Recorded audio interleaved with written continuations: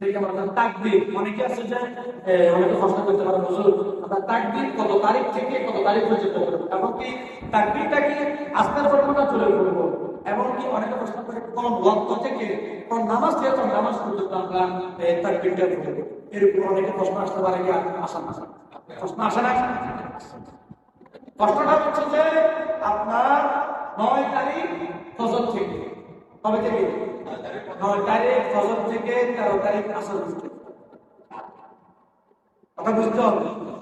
তাহলে 9 তারিখ থেকে 13 তারিখ আসর পর্যন্ত 23 ওয়াক্ত, মোট কত ওয়াক্ত? 23 ওয়াক্ত, হিসেব করে দেখিয়ে হাদিসের ভাষায় 23 ওয়াক্ত, কত?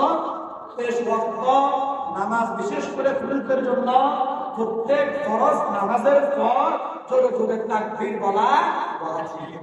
জোরে জোরে তাকবীর বলা কি ওয়াজিব? এখনো বলতে পারবেন, এখনো বলা মুক্ত, তবে গুনাহ নাই, সওয়াব আছে। তবে 9 তারিখ থেকে ওয়াজিব, মানে ওয়াজিব করা করলে গুনাহ হবে। 9 তারিখ থেকে 13 তারিখ আসর পর্যন্ত আমাদেরকে জোরে জোরে তাকবীর বলতে হবে। আর মাহবুবরা যারা আছে তারা বাড়িতে নীরবে আস্তে আস্তে বলবে, তাদের জন্য জোরে বলা জরুরি নয়। মানে কথা ক্লিয়ার? এবং কি অনেকে আছে যে নামাজের পরে ইমাম সাহেবের সাথে সবাই বলবে, কিন্তু ইমাম সাহেব ভুলে যায়, এই তাকবীরটা কি শুধু ইমাম সাহেব করবে কি ওয়াজিব হয়েছে নাকি আমরা সবাই বলবো? কথা বলতে মাসালা বুঝতে হবে, এটা কার উপরে? সবার উপরে। এখন অনেকে আছে কি করে, ইমাম সাহেব নামাজের পর হয়তো ভুলে গেছে, বুঝতে পারে না, পারে। অনেকে আছে না হুজুর কেন আদায় করে না, এটা তো হুজুরের দায়িত্ব, এটা হুজুরের দায়িত্ব। মাসালা বুঝতে হবে, এটা কার দায়িত্ব? সবাই। এটা কেউ যদি ভুলে যায় সাথে সাথে তাকবীরটা পড়ে নেওয়া ওয়াজিব। একবার বলা ওয়াজিব, আর 3বার বলা হচ্ছে সুন্নাত। মনে থাকবে তো ইনশাআল্লাহ? তাহলে তাকবীরটা কয় তারিখ থেকে বলবো? 9 তারিখ থেকে, 9 তারিখ ফজর নামাজ থেকে 13 তারিখ আসর পর্যন্ত মোট 23 ওয়াক্ত। মোট কয় ওয়াক্ত? 23 ওয়াক্ত নামাজের পর আমরা বিশেষ করে তাকবীরগুলো আদায় করি ইনশাআল্লাহ। আল্লাহ পাক রব্বুল আলামিন আমাদেরকে এই তাকবীর, বিশেষ করে 9 তারিখ থেকে 13 তারিখ যে তাকবীরের আমলগুলো আদায় করার তৌফিক দান করুন। এবং কি 9 তারিখের যে রোজাটা আছে, এই রোজাটাকে আমরা চেষ্টা করব ইনশাআল্লাহ। কারণ এই 9 তারিখের রোজাটা এমন একটা আমল, আল্লাহ পাক রব্বুল আলামিন নবীর মাধ্যমে বলতেছেন যে এই 9 তারিখের রোজাটা এমন গুরুত্বপূর্ণ, এই 9 তারিখের রোজাটা যে ব্যক্তি রাখবে তার পূর্বের এক বছরের গুনাহ এবং ভবিষ্যৎ যে আসতেছে আগামী 1 বছরের গুনাহ ক্ষমা করে দিবেন কে?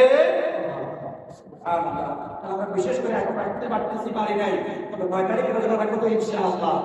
এবং বিশেষ করে তাকবীর যেটা, তাকবীর আদায় করবে, কারণ ওয়াজিব করলে তাকবীরগুলো আমরা বিশেষ করে খেয়াল রাখি। মনে থাকবে তো ইনশাআল্লাহ?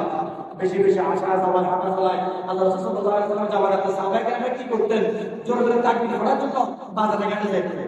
অনেকে আছে ভুলে যায়, তাই তাদেরকে বলে বলে শুনাইতে, তাকবীর হয়ে গেছে, তোমরা তাকবীর আমার সাথে পড়ো। সুবহানাল্লাহ। সাহাবায়ে কেরামরা এটা বেশি আমল ছিল। আল্লাহ রাসূল জিজ্ঞেস করতেছেন, তোমরা ঘন ঘন বাজারে কেন যাও?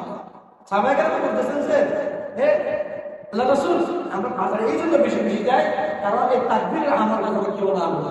সুবহানাল্লাহ। তাহলে আমরা বেশি বেশি আমলটা করি। আমরা দুনিয়াবি কথা নিয়ে তো আমরা শেষ করতে পারি না, তাকবীর করার সময় কথা বলে ঠিক কিনা?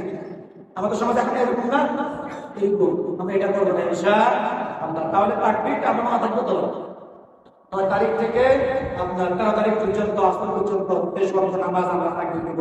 পুরুষরা জোরে জোরে তাকবীর দিব ইনশাআল্লাহ। এরপরে